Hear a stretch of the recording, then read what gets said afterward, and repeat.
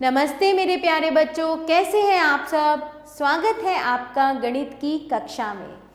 तो वाणी श्रृंखला की वैदिक गणित भाग 3 से हम आ गए हैं अंतिम पाठ की ओर, पाठ संख्या 11 ज्यामिति। हमने पिछली कक्षाओं में समतल आकृतियों के विषय में पढ़ा है। कुछ आकृतियां नीचे दी गई हैं: त्रिभुज, आयत, वर्ग, वृत्त, घनाभ और घन, है ना बच्चों। चलिए आगे चलते हैं। बेलन, शंकु और गोला, बिंदु, रेखा, किरण और रेखा खंड। अब हम इनके बारे में पढ़ेंगे। सबसे पहले आता है बिंदु। यह केवल स्थिति बताता है और पेंसिल या पेन की नुकीली टिप से बनता है। जो नुकीली टिप होती है उससे बनता है। इसे बिंदु से प्रदर्शित करते हैं। आपने यहाँ पर ये देखा है, ये डॉट, इसे बिंदु कहते हैं। ये इसे बिंदु से प्रदर्शित करते हैं। ठीक है, तो ये है बिंदु। अब आएंगे रेखा पर। अनंत बिंदुओं को मिलाने से एक रेखा मिलती है। ठीक है, एक रेखा को दोनों दिशाओं में अनंत तक बढ़ाया जा सकता है। रेखा को इस प्रकार दिखाते हैं। अनंत तक मतलब आप इतना भी बढ़ा सकते हैं, आप इतना भी बढ़ा सकते हैं, आप इससे ज़्यादा भी बढ़ा सकते हैं, या फिर आप इतना भी बढ़ा सकते हैं। अनंत तक बढ़ाया जा सकता है। रेखा को इस प्रकार दिखाते हैं। ठीक है, A B, Rekha A B. फिर आते हैं किरण। वह रेखा जिसका एक बिंदु स्थिर है। एक बिंदु तो स्थिर है, ठीक है, यहाँ दिख रहा है आपको, और जो एक दिशा में अनंत तक बढ़ाई जा सकती है, किरण कहलाती है। ये एक ही दिशा में, ये तो बिंदु हमारा स्थिर है। अब अनंत तक बढ़ाई जाने वाली एक दिशा में जो जाती है उसे हम किरण कहते हैं। ठीक है, उस रेखा को हम किरण कहते हैं। इस दिशा में नहीं जाएगी, किसी भी एक दिशा में अनंत तक जाने वाली रेखा को किरण कहते हैं। रेखाखंड रेखा का एक भाग होता है, अर्थात दो बिंदुओं के बीच की दूरी रेखाखंड कहलाती है। रेखाखंड की एक निश्चित लंबाई होती है। मान लीजिए बच्चों, मैंने इस बिंदु से इस बिंदु तक एक रेखा खींची। ठीक है, तो ये जो बीच की लंबाई है इस बिंदु से इस बिंदु तक, ये जो बीच की लंबाई है इसे हम कहेंगे रेखाखंड। रेखाखंड की रचना करना। एक रेखाखंड को खींचने के लिए पहले हम पैमाने को एक समतल जगह पर रखते हैं।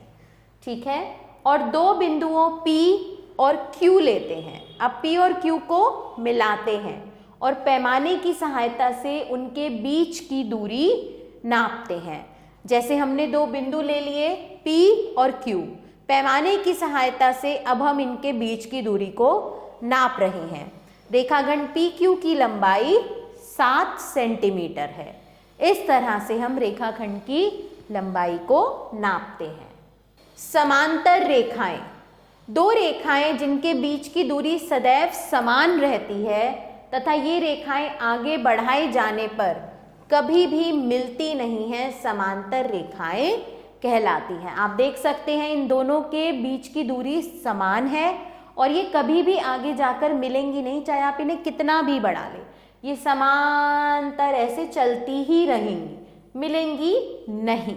ठीक है, उपरोक्त रेखाएं PQ और RS समांतर रेखाएं हैं। समांतर रेखाओं को इस प्रकार लिखते हैं, देख सकते हैं आप, PQ RS, तो ये हैं समांतर रेखाएं। अब आ जाते हैं हम समतल आकृतियां। समतल आकृतियां निम्न हैं। सबसे पहले है आयत। एक आयत की आमने सामने की भुजाएं समान होती हैं। ठीक है, ये देख सकते हैं आप, ये समान है। एक आयत के 4 समकोण, 4 भुजाएं और 4 शीर्ष मतलब कोने होते हैं। ये रहे 4 कोने। ठीक है, 4 भुजाएं हैं और 4 समान कोण भी हैं। देख सकते हैं आप, 4 कोण हैं यहाँ पर। ठीक है, दिए गए चित्र में ABCD एक आयत है। फिर आते हैं हम वर्ग पर। वर्ग के चारों भुजाएं समान होती हैं, इसमें आमने सामने की समान होती हैं, ठीक है। ये दोनों देखिए इससे छोटी हैं, ये दोनों समान होंगी और ये दोनों समान होंगी, लेकिन वर्ग की चारों भुजाएं समान होती हैं, ठीक है। इसके 4 कोण समकोण, 4 भुजाएं और 4 शीर्ष कोने होते हैं। दिए गए चित्र में PQRS एक वर्ग है, ठीक है। आगे चलते हैं। अब आ गए समचतुर्भुज पर। समचतुर्भुज की चारों भुजाएं समान होती हैं, ठीक है, समान होती हैं। इसके 4 शीर्ष होते हैं, लेकिन यह एक वर्ग नहीं है, ठीक है। वर्ग की क्या आकृति होती है?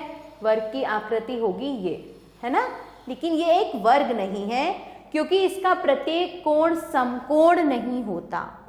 दिए गए चित्र में PQRS एक समचतुर्भुज है।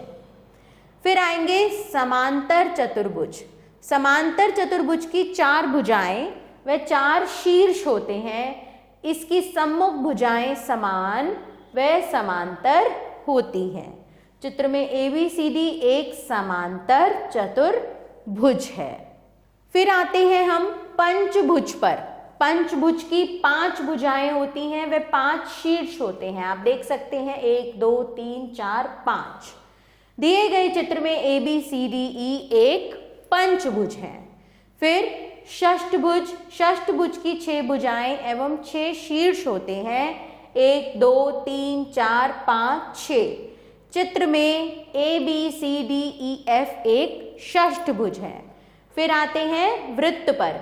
एक समतल बंद आकृति, एक समतल बंद आकृति जिसमें एक स्थिर बिंदु होता है। ये एक स्थिर बिंदु है जिसे केंद्र कहते हैं। केंद्र मतलब बीच का भाग को वृत्त कहते हैं। वृत्त में कोई भुजा या कोई शीर्ष नहीं होता है। दिए गए चित्र में O वृत्त का केंद्र व OP त्रिज्या है, ठीक है। दिए गए चित्र में O वृत्त का केंद्र है व OP त्रिज्या है। अब वृत्त की रचना करना। वृत्त की कैसे रचना की जाएगी? यदि हम 4 सेंटीमीटर त्रिज्या का एक वृत्त खींचना चाहते हैं, ठीक है, हमने 4 सेंटीमीटर त्रिज्या का एक वृत्त खींचना है, तो हम प्रकार की एक भुजा को पैमाने के 0 पर तथा दूसरी भुजा को 4 सेंटीमीटर पर रखकर, ठीक है, पैमाने के 0 पर रखेंगे और फिर 4 पर रखेंगे। 4 सेंटीमीटर की दूरी नाप लेते हैं। अब प्रकार को एक कागज पर रखकर इसकी पेंसिल वाली भुजा को गोल घुमाकर वृत्त खींचते हैं। इस तरह से हम यहाँ पर रख के ऐसे वृत्त खींचते हैं, ठीक है।